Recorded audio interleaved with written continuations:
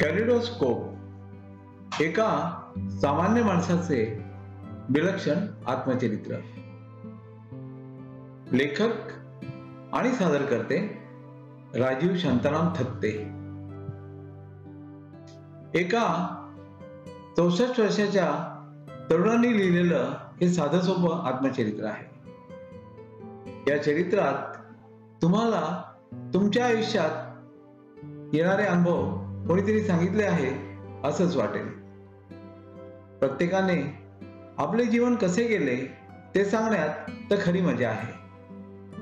त्यात जर तुमच्या आयुष्यात आगळ्या वेगळ्या अनोख्या घटना घडल्या असतील तर ते वाचकांना नक्कीच आवडेल. मी तसाच प्रयत्न केला आहे.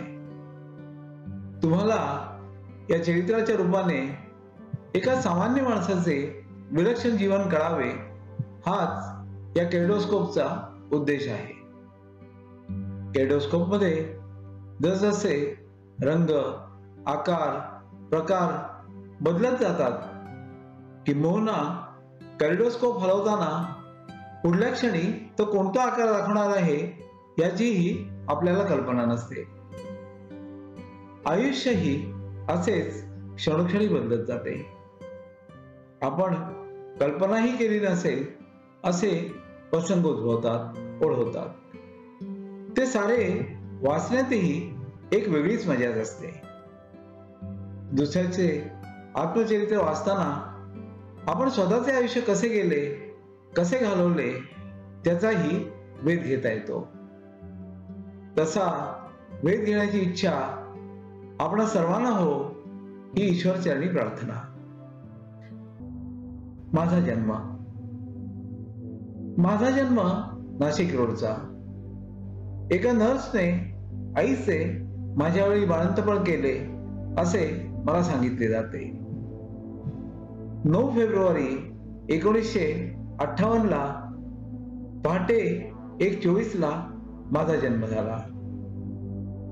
माझा जन्म झाला त्या सुमाराला आई बाबा भटजी महाराजांच्या देवळात नाशिकला महारुद्र म्हणायला कैलासवासी माननीय बापूसाहेब मोडक, कैलासवासी मानसिंह पटेल आणि इतर परिवाराबरोबर नियमित जात असत. घरात नाशिकच्याच भटजी महाराजांचा फोटो असावा अशी माझ्या बाबांची खूप इच्छा होती, पण तो फोटो मिळण्याचा योग येत नव्हता. 8 फेब्रुवारी 1958 ला रात्री 12च्या सुमाराला एक भटजी महाराजांचा साधक आमच्या घरी आला आणि त्याने भटजी महाराजांचा फोटो आमच्या बाबांना दिला आणि लगेचच 1 तासाभरात माझा जन्म झाला. या योगायोगाला आमचे बाबा भटजी महाराजांचा प्रसाद म्हणून मुलगा म्हणजे मी जन्मलो असे मानायचे. माझा जन्म झाला तो रात्री 1:24 ला झाला. त्या दिवशी जवळच्या हॉस्पिटलमधल्या महिला डॉक्टर रजेवर होत्या. जवळच एक अनुभवी नर्स राहत होती. आईच्या पोटात जेव्हा बाळंतपणाच्या काळा येऊ लागल्या त्यावेळी त्यांनाच घरी बोलावून बाळंतपण आटोपले आणि माझा जन्म झाला. नाशिक रोडचे आणि माझे जन्माचे नाते जोडले गेले ते असे.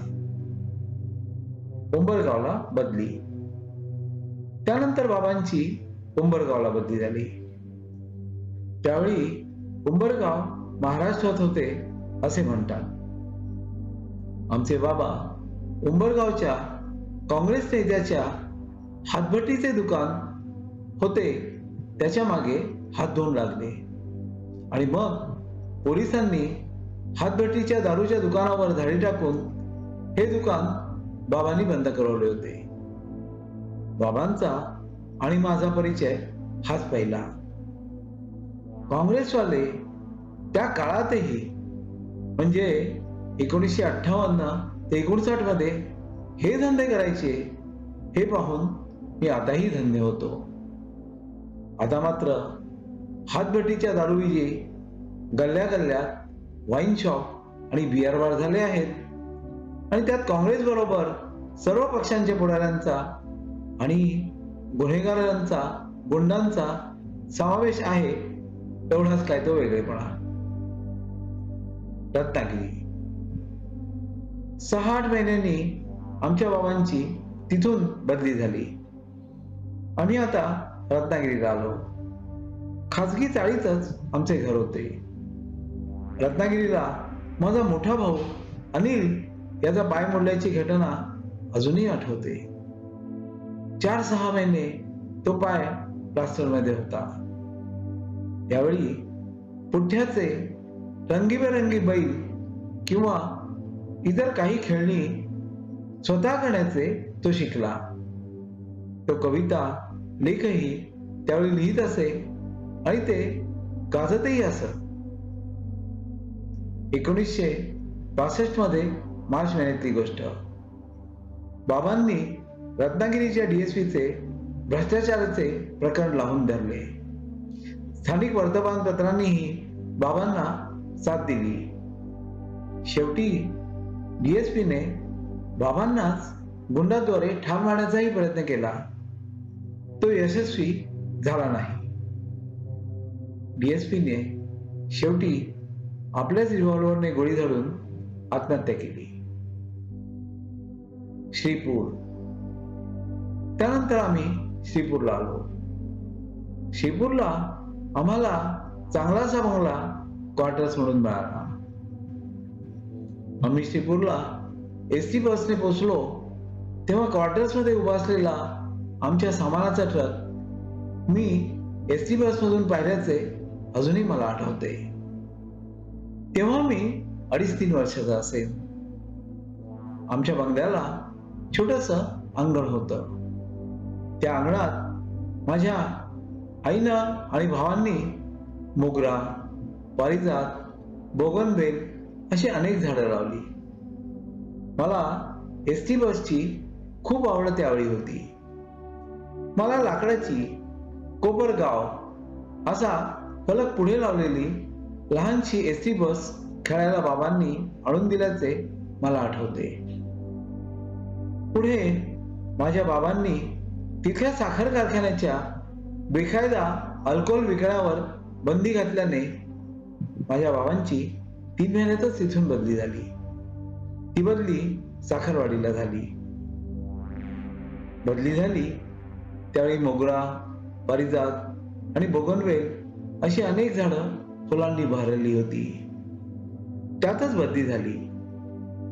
आम्ही त्यानंतर स्वतःहून फुलदाणा लावणं सोडून दिलं.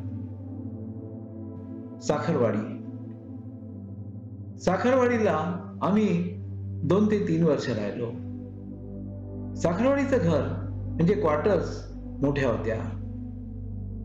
संपूर्ण घराला 3 मोठमोठ्या खोल्या आणि एक मोठी बंद गॅलरी होती. बाहेरच्या हॉलमध्ये 4-5 लाकडाचे पलंग ठेवले होते. आम्ही 5 जण त्या पलंगावर ओळीनं झोपायचो. साखरवाडीच्या अनेक घटना मला आजही आठवतात. त्यावेळी मी 4 वर्षाचा असेल. पहिली घटना बाबांच्या सुब्रमण्यमच्या मुलाच्या मृत्यूची आठवते. हा 7-8 वर्षाचा मुलगा नेहमीच ऊसाच्या ज्या ट्रेन्स कारखान्यात ऊस घालायच्या त्यातील ऊस पळवायचा उद्योग करायचा. एका दिवशी असाच ऊस पळवत असताना त्या गाडीच्या इंजिनच्या चाकामध्ये अडकला आणि तिथेच मृत पावला. त्याचा रक्ताने माखलेला आणि त्याच्या घरी आणलेला मृतदेह आजही मला अंगावर शहारे आणतो. दुसरी घटना माझ्या मागे गांधील माशी लागल्याची. उन्हाळ्याचे दिवस होते. गांधील माशांनी एक मोठे पोळे आमच्या घराच्या जवळच बांधले होते. हजारो गांधील माशा त्या पोळ्याभोवती दिवसभर उडत असायच्या आणि मध गोळा करत असायच्या.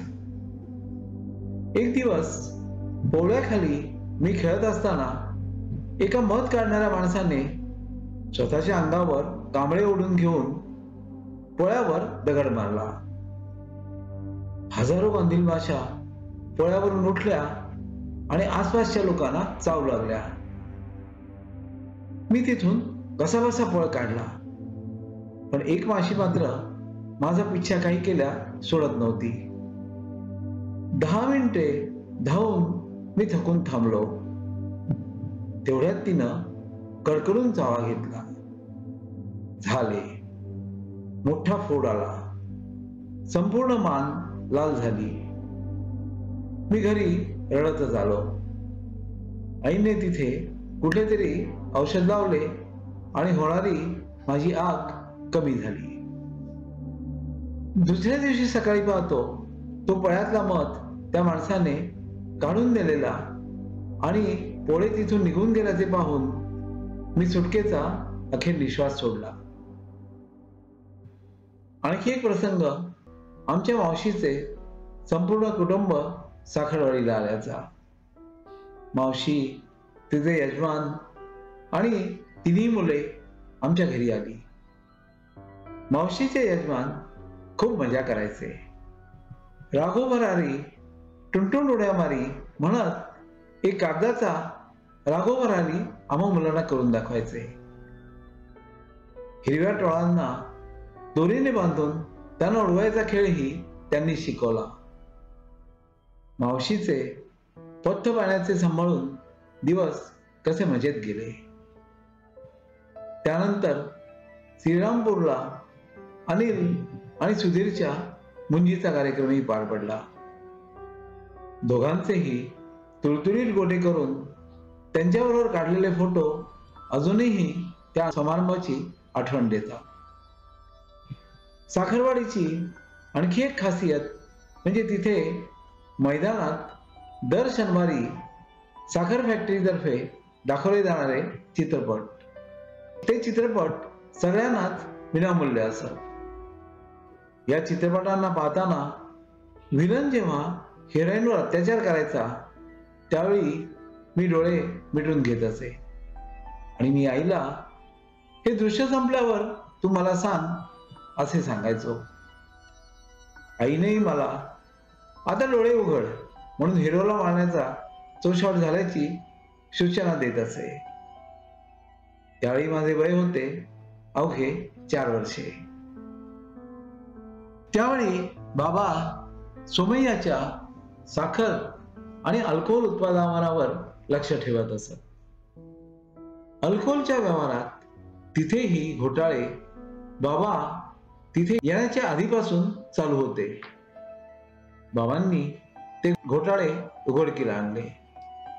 त्यामुळे तिथे अल्कोहोल उत्पादनावर बंदी आणली गेली. अल्कोहोलचे 8 ट्रक सील करून बाबांनी जप्त केले. सोमय्या शेठ त्यामुळे बिथरून गेला. त्याने हे प्रकरण डिपार्टमेंटच्या संचालकांपर्यंत नेले. मंत्रीही त्यात सोमय्याला सामील होता. पुन्हा एकदा बाबांची बदली झाली आणि आम्ही कराडला आलो.